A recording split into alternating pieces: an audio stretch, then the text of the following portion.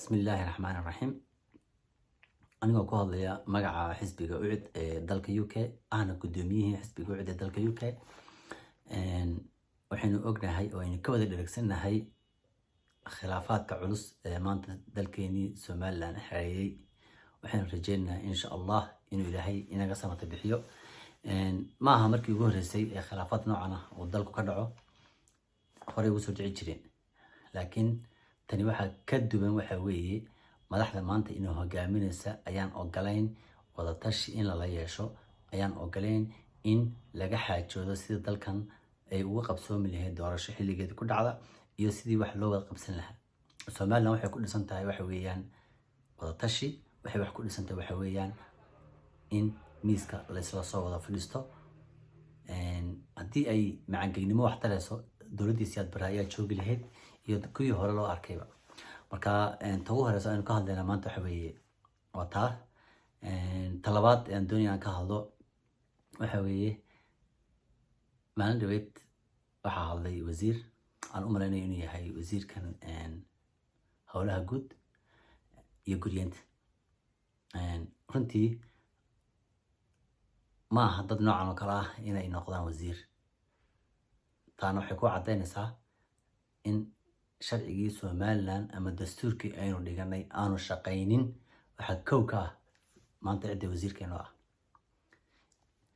wasiirku meyti Allahu naxariistee ayuu wuxuu ku sheegay argagixiso, isagoo ahaa ninkii ugu horeeyay argagixisada Somaliland la qabtay, gurigiisana hubka haystay. marka waxaan leeyahay in adiga lagula hadlo maaha, laakiin waxa mas-uulka ku saaran ee adiga kaa dhigay ciddii ku keentay mas-uulka dhigtaa kaa mas-uula, iyadaan lagala xisaabtamaya. marka waxaan kula talin lahaa wasiirka waxa weeye wasiir waad ku kashafantay shaqadan, inaad shaqadaadii isaga noqoto oo hore ayaa ku fiicneed. ma awoodid dalka inaad wasiirka sii ahaato si aan ila muuqato, sababtoo mar walba afka kala qaado waxyaabaad ku hadlaysa waad aragtaa. gacan libaax tuu mooyaane wax kala dhici kari maayaan. taana waa gaf aad iyo aad u weyn oo aad ka gashay shacab weynaha reer Somaliland.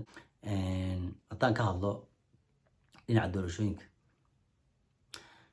doorashooyinka waxaa la asdeeyay inay xilli ku dhacdo, xilligeedu ah 13 November.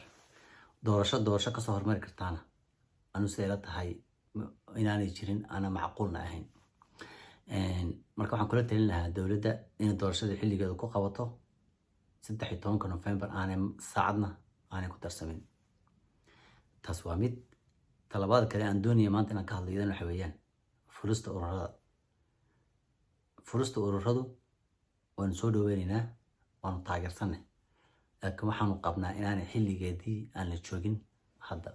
ta ugu horeyso ah inaanan diyaarsaneen shuruucdii lagu furi lahaa xisbiyada, inaanan diyaarsaneen wax walba oo u suurto gelaysay in lagu qabto doorasho.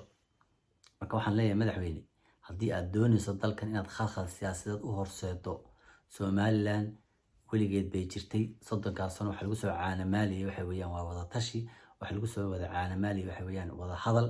iminkana haddaad adiga iyo gacan yarahaaga aad ku tashateen dalka inaad khalkhal gelisaan, waxaanu idin leenahay dalkan dhalinyaradii waa ilaashanaysaa, shacabkii waa ilaashanaya, odayadii waa ilaashanaysaa, salaadiintii waa ilaashanaya, dumarkii waa ilaashanaya.